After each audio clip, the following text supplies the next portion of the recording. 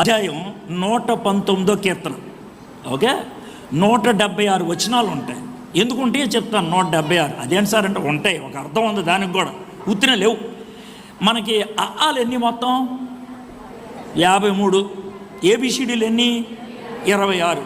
మనకి ఏబిసిడీలు 26 ఎలాగో అఆలు 53 ఎలాగో హిబ్రీ భాష ఉందే దానికి అక్షరాలు 22. ఎన్ని 22 అక్షరాలు.